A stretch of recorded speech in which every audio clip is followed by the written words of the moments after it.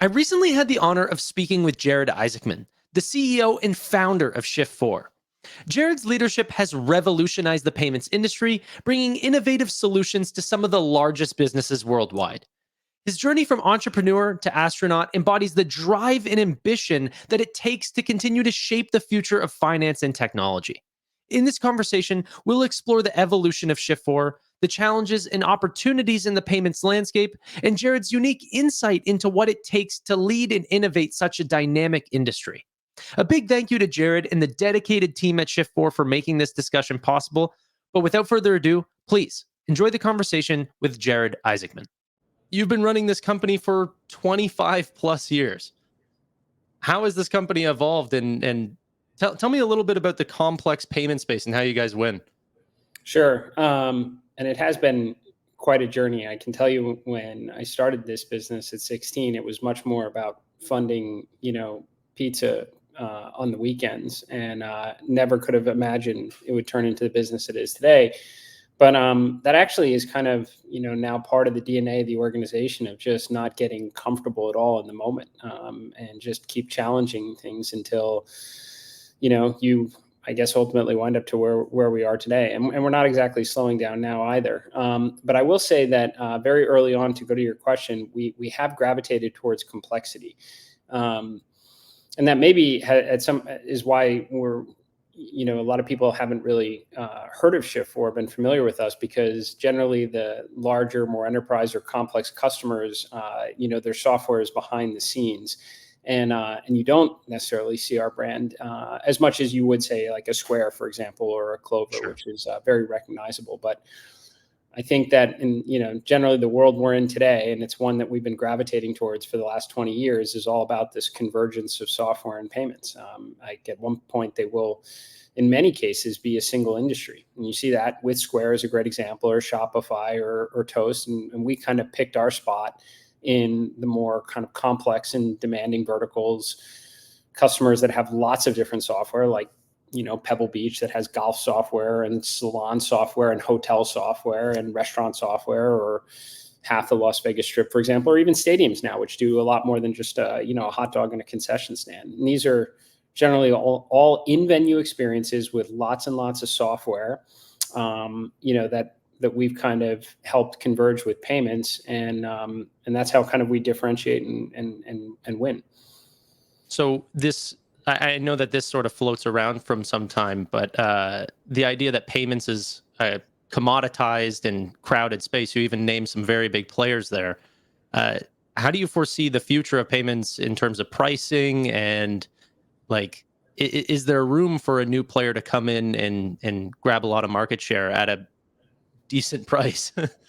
Yeah, I think you have lots of examples of that, for that matter. People are really mistaken on that. In fact, they're just they're thinking about things from basically 10 years ago. It's almost a dated concept now that you can just simply offer a lower price and hope to win purely on payments.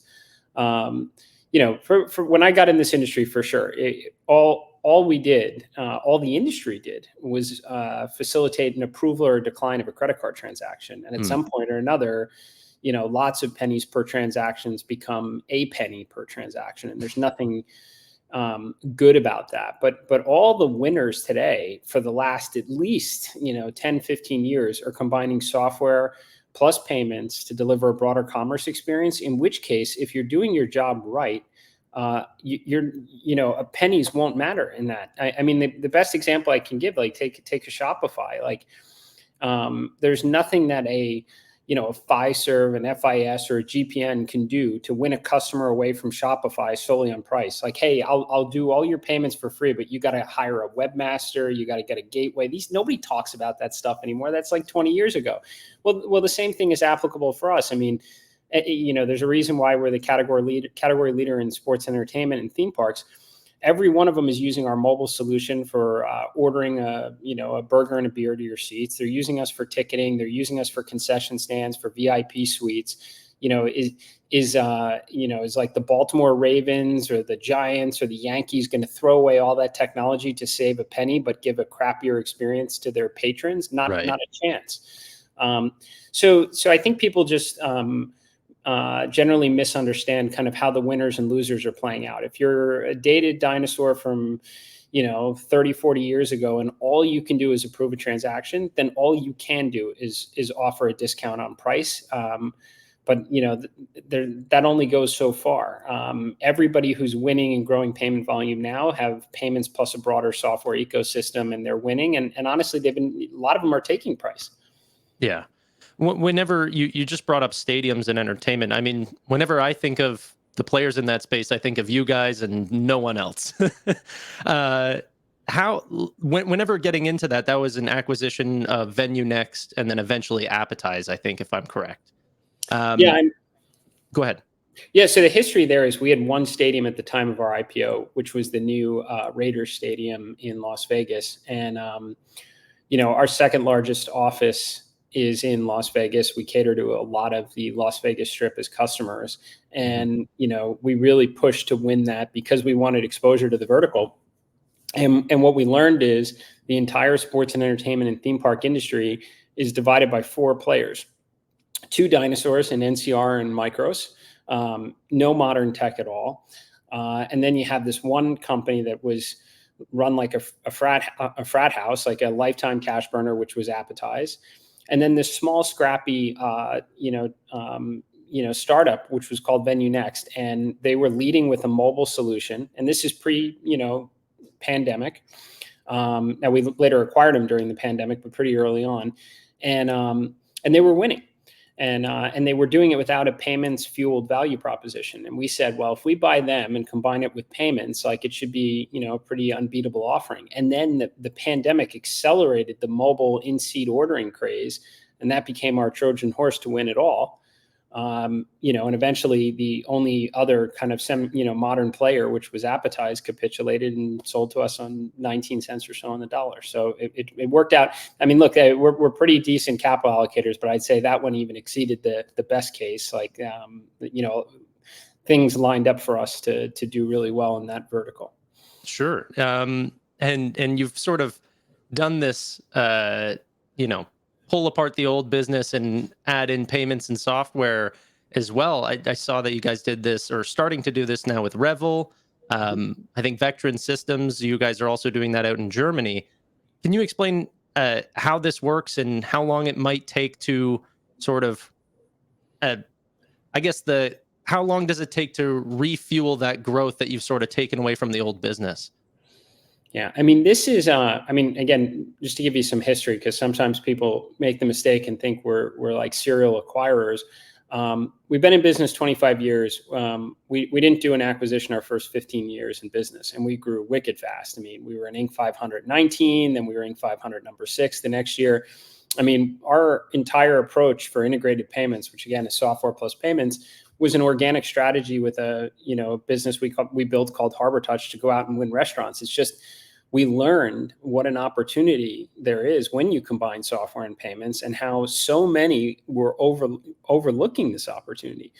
So then it just became clear that you could deploy capital far more efficiently and unlock a lot of value through kind of a build buy partner approach. And we wound up acquiring a number of restaurant ISV software companies with tens of thousands of customers never were monetizing payments.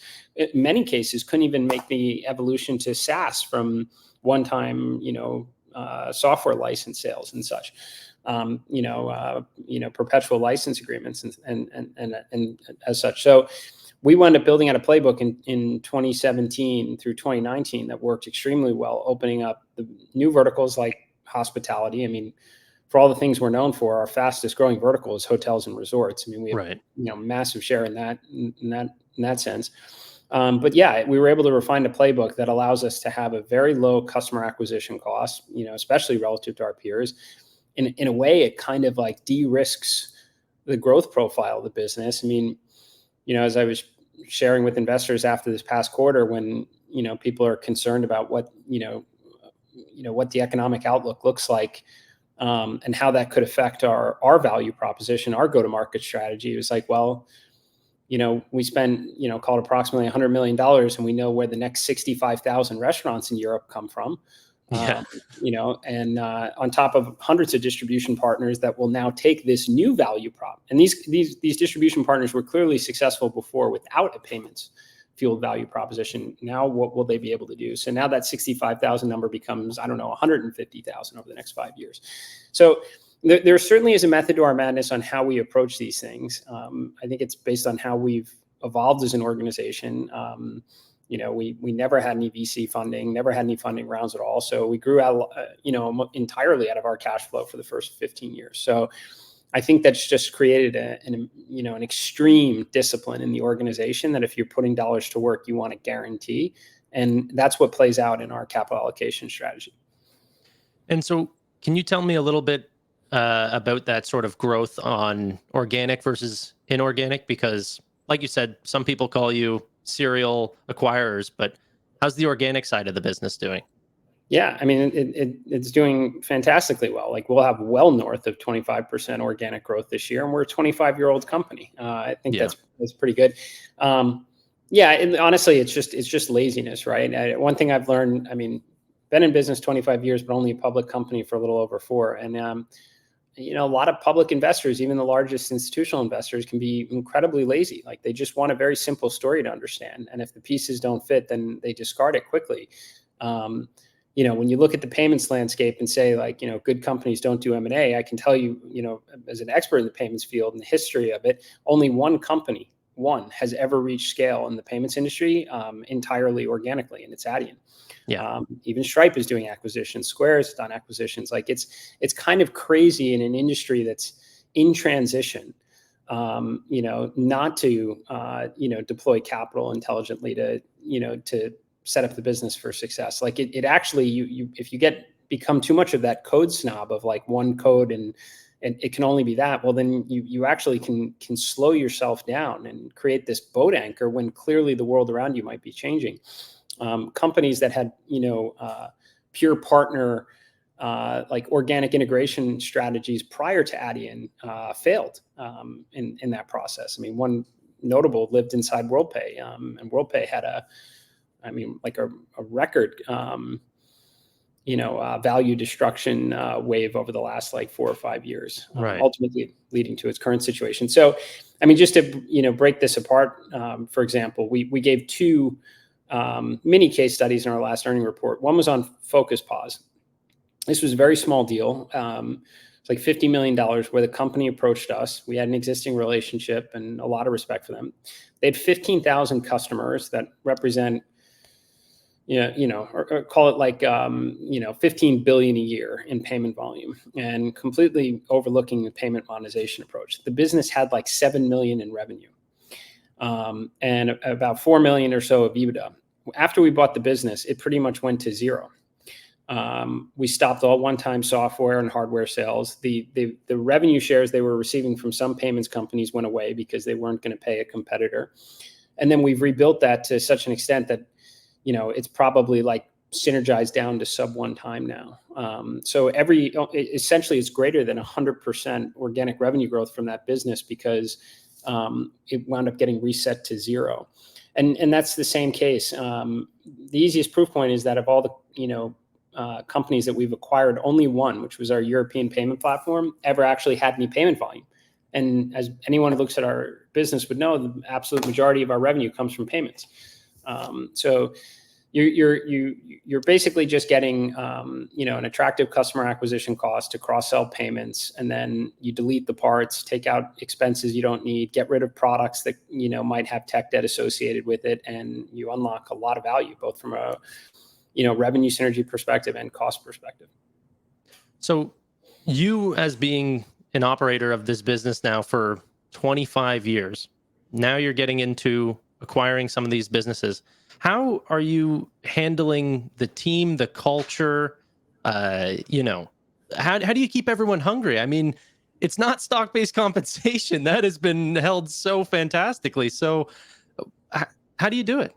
Well, I'm glad you point that out, because that extreme discipline goes beyond just how we deploy capital inorganically. It's there in our expense base. It's there in our stock-based compensation. Like we just Like a lot of public companies just abuse, and we don't. And maybe that's because I'm the largest shareholder, and I don't want to be abused. Right. Right. um, but how do you bring everyone together? I think first it's about just like a lot of radical transparency. Like it's very clear. When we bought Revel, I was there 2 days after closing, and I said, look, the product's going away. And iOS is not I love Apple. It's not a good commercial product. It's going to go. It's going to be SkyTab. You guys that want to stick around and contribute to that growth, I'd love to have you and take everything that you did great here and apply it to that product. But we're building on a different product today, and we're selling a different product today. And we care less about hardware and less about software sales, and we care more about payments. And this is the organizational philosophies. We have a great learning and development department. Our philosophies, which we call the Shift4 Way, I honestly borrowed quite a few of them from SpaceX, which I think it's an organization I'm close to, and I think probably one of the most impressive companies and innovative companies I've ever seen. And you kind of put this in front of people and then deliver some wins. And I can't emphasize that enough. Like you can have all this madness doesn't mean anything if you don't have any W's. And but when you do have W's, that's when you have believers out of it. And approaching a transaction today like a Revel or Vectron, you can point to 6 other deals that were done and hundreds of people from those deals that are still part of the organization, that are in management and leadership, and they're believers. And then your new team becomes believers, and everybody starts marching in the right direction. So look, 70% of our organization is now, came through one transaction or another, and the best rise to the top, and they all know that. And they all generally had some problem anyway. We're pretty price disciplined, right? So if we bought them, then they probably had something that needed to be fixed in the organization, and they appreciate the fact that we can help them fix it. No, I appreciate that explanation. That's awesome. Also, whenever you're acquiring some of these businesses or even your own, or organic growth, you said up until the last 3 years ago, you guys were sort of built on a homegrown CRM, and just recently have started working on this thing that you guys are calling Project Phoenix, a mix of both Salesforce and Palantir to build out your back end. Can you tell me more about that and how that's going and why you're choosing to potentially maybe pay more to a software provider to get you better productivity on the other side? Yeah. So again, like I said, I have a pretty close relationship with SpaceX and admire what they do, and I've tried to bring as much of that into Shift4, including talent that came from that world. So our CIO is an ex SpaceX executive, and originally brought him in about I guess 3.5 years ago in a consulting capacity, and I wanted him to help us become more procedurally driven, to eliminate inaccuracies, to go faster. Like most organizations that have a lot of that are burdened with procedures go very slowly. And in fact, what I observed at SpaceX is that they use process to go very quickly. Like they don't waste brain power on things they already figured out. They apply it to the things that haven't been solved before. And I'm like, man, the efficiencies we could gain in the organization by just applying some of these principles. In any case, he spent like 2 months and came back to me and he's like, look, this is like shooting a BB gun at a train here. Like you're not going to do any damage. We have to start by like literally ripping out the entire software foundation. It's old as hell, and it may have worked great for you in the basement days, but it is a boat anchor now. We went through an extensive process, and he was totally right. Like the cost is almost immaterial compared to the operational efficiencies we've unlocked, and we're just in the beginning of it.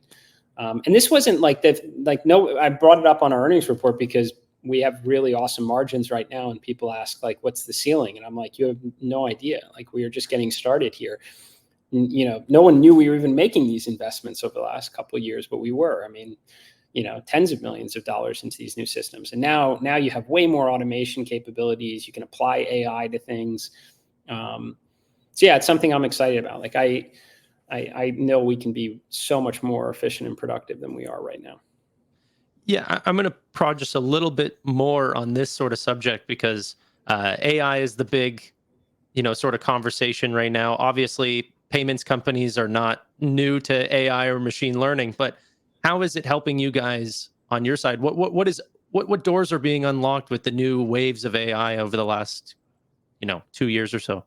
Yeah, I mean, it's super early days for us. I mean, we obviously serve a lot of restaurants. I mean, I guess probably should have given a somewhat of an overview in the beginning, but as like, you know, between our gateway and our acquiring volume, we process over 250 billion a year in volume, and it's split basically in thirds between restaurants, hospitality, so like hotels and resorts, and then the other third would be your stadiums, ticketing, e-commerce, and such. So, point being, restaurants is a very large portion of our business, and I'd say in any given year we are probably in terms of new customer count growth, we're number 2 next to Toast, which is a pure play restaurant player.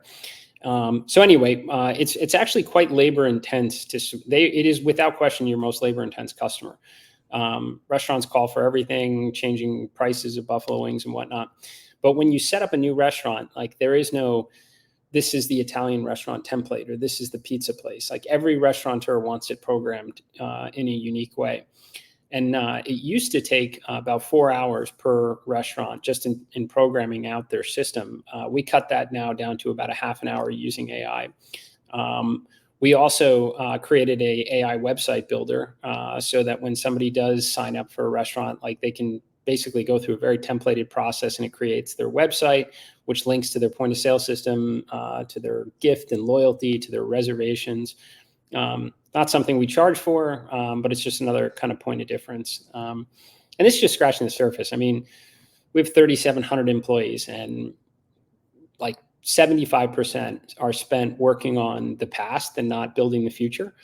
And that means they're doing a lot of manual tasks, things that could be done, with a good foundation and applying, tools like AI for, productivity's sake. So it's certainly something I'm very excited about. And this is all just the real stuff with AI. It's not the, when we put it into a point of sale system, it's going to make, the food taste better, or any sort of, of the more crazy talk that some executives have. Like, just simply, we can be way more efficient than we are by applying these tools.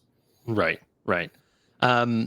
So, I mean, you've been working on this company for 25 years. It blows me away that, 25 years later, you're still expecting to grow end-to-end payment volume by 50+%, this year. I don't know how that feels for you, but you guys broke through a pretty unbelievable milestone, which is going internationally with Finaro. One, I just recently saw that you guys are expanding into South Sudan. How do you guys choose where you guys are expanding next in terms of processing different countries? Yeah, so I mean, we've wanted to expand internationally for so long. I mean, it was always an organizational ambition, and we have a lot of hospitality customers, like all the big name hotels and resorts, and obviously they have locations all over the world. But it just felt so foreign to us. I mean, we understand the U.S. payments market really well, but different parts of the world have different payment types, different regulations, different rules on security and privacy, and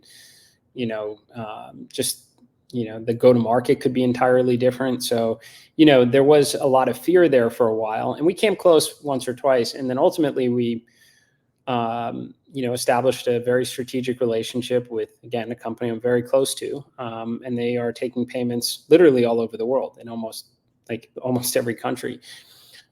So we get the benefit of an extraordinary customer to follow, basically this yellow brick road into all these new countries, and at the same time, they're teaching us what they need as a blue chip, top 100 company in the world type thing. Which is exactly how Adyen became a dominant global e-commerce player. They followed Facebook and Meta. It's how dLocal became a dominant commerce player in emerging markets, was also following Facebook. There is no bank of the world when it comes to payments, or whether it's acceptance or payouts. It requires connectivity into hundreds of different banks and alternative payment methods, and somehow you have to take all of that spaghetti and make it look really nice for your customers. And the way you generally do that is having a very patient, knowledgeable customer kind of informing the process. And again, that's what created Adyen. It's what created dLocal, and we benefit from that now. So when you see us announce South Sudan, it's like, we're probably not going after restaurants or hotels or stadiums there, but you can bet that we are following somebody there. And usually they put out an announcement, right around the same time as well. But they have taken us into markets that are very attractive to us for, restaurants, hotels, stadiums, Europe, Canada, Australia, New Zealand are very high on our list right now. Brazil is another.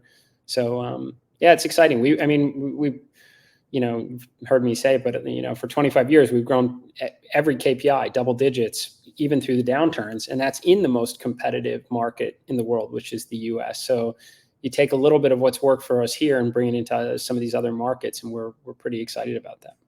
Yeah, I know I'm excited about it. But another thing that I think is very interesting is this expansion into Europe and other areas internationally. It's very exciting, but there's still a lot more work to do just here in the United States. So in terms of customer acquisitions from either M&A or organically, where do you see the bulk of your growth over the next 5 years? Is it internationally or is it still in the United States? I mean, for the next couple of years, it's going to be hotels, and the vast majority of that will come from the U.S. I mean, it's kind of, I put this in my prepared remarks last quarter, that if we just said we were the toast of hotels and stadiums, we'd be probably worth 3 times more. It's like the fact that we have one good competitor in the restaurant vertical, clouds the rest of the story, which I take having one good competitor. I mean, I think most, business owners would, if you could. So we have one good competitor in restaurants, but reality is there's a lot of other verticals where we have no good competitor. Right. And hotels is one of them. And just knowing what our pipeline looks like, what's in legal, and, how much share of the market we have today, which is a lot, but how much more it could be in a couple of years, I feel pretty confident that that's going to be what will really move the needle, for the next few years. And a lot of that will be in the US and Canada, and Europe too, but vast majority in the US. Got you. Okay. That's not to say, by the way, that we have a clear line of sight on where the next 65,000 restaurants come from in Europe. But the reality is, those next 65,000 restaurants might have, a volume equivalency of the next 1,000 hotels. So it's just important to keep that in mind, that I'm actually extremely charged up about what we're doing in Europe, and the idea that we're going to try and get every beer garden that surrounds Munich. I mean, we have a lot of fun projects in works across our European strategy. But we are going to process, 170 billion, whatever the midpoint of our guide is, let's just say hypothetically in 2024. Well, even 65,000 restaurants across Europe is going to be, billions in volume. But maybe it just speaks to the diversity of us, of Shift4 across so many verticals, that, hotels being as high volume as they are per location, and how much traction we have in it, just carries a lot of weight, even with a lot of success in the other verticals. I think I remember you saying something along the lines in the earnings call that those 65,000 customers through Vectron might be sort of a 10-year process. Can you help me understand the relationship with that customer, Vectron? Because you don't fully own that business. Help me understand that a little bit more. Yeah, I mean, it was, it's Shift4 playbook at its best. It was an overlooked German public company that, no one knew about. And it's, there's a very small market cap, and there's a process to get control of the business and delist it, which will take the balance of the year. But I think, just to clarify my remarks, I think the 65,000 customer cross-sell is like a 3-year story. My point about saying why this is going to be a 10-year story is that these distribution partners are going to serve as the foundation for our entire European strategy for 20 years into the future. So the 65,000 is just one part of it. That's how you kind of guarantee you can't get hurt on this type of a transaction. The reality is, they have massive infrastructure in Germany. It's going to be the deployment center, service and support center across all of Europe and the UK for all our equipment.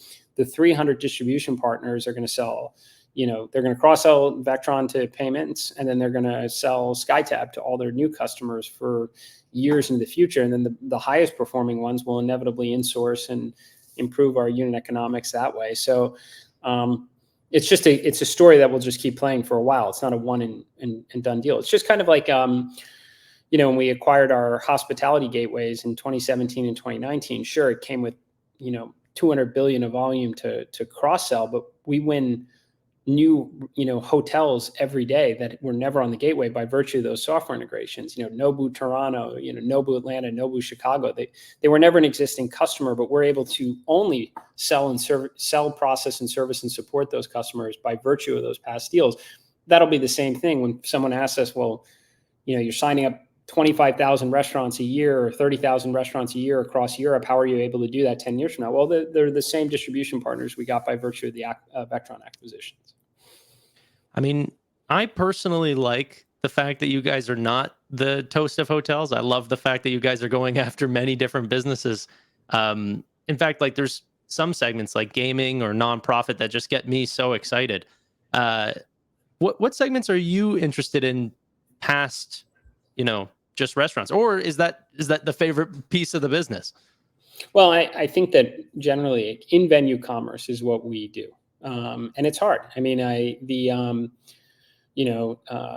Stripe and Adyen, for all their greatness, they do global commerce in a card not present environment where you don't have physical cards, you don't have devices, there is an encryption and tokenization there. And they even talk about it. It is challenging. Well, now I have to say Adyen is doing a great job. Like they're growing their payment volume in card present. Well, more of a recent development. Point being is it's very hard to do that. And that's been our specialty for our entire existence. So I love that we have a strong restaurant business and we're now able to do that all over the world. I love our strong hotel and hospitality business. That is by far the deepest moat with the highest walls around it that we have. It's almost impossible to replicate the software integrations that we have to service, hotels and resorts. So that's a business that's growing super fast in the US, and now we're just able to go after in Canada and Europe. Stadiums and theme parks are very cool. And I think like, well, what else, has some excitement to it. I think supporting one of the largest global, e-commerce players that's expanding all over the world is pretty cool, because once we lay the tracks there, like others can use them, right? So we're not doing all this effort for just one customer. So, when this expansion journey is done, it's more than possible that we are competing for the Netflixes and the Spotifys of the world. So that's got an exciting element to it. Nonprofits is very cool for sure. That we are much newer in that vertical. It takes a long time to build up software integrations to serve, the nonprofit CRM systems and, AI donation pages and such. But we have a right to win within that vertical. And it's a 450 billion annual donation opportunity to pursue. So what would you say is the current total addressable market of Shift4? I mean, you're in the trillions in payment volume. In terms of actual, revenue or flowing down to your EBITDA? Yeah, I don't have a number for you on Gotcha. that one. I remember seeing a slide. That's why I think you guys at one point said it was 120 billion, and then there was another one that said 550 billion pretty later on.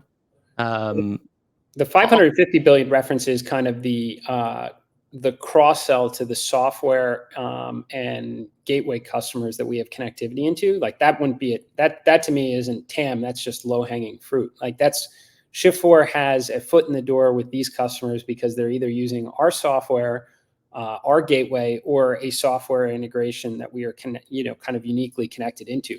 That's just meant to tell you that like through our capital allocation strategy over the years, we have not only achieved XYZ results, which are more than fantastic returns on their own right, but we also have a 500 plus billion in volume that we have that we would consider essentially low hanging fruit. That's not the TAM of the verticals though that we're in.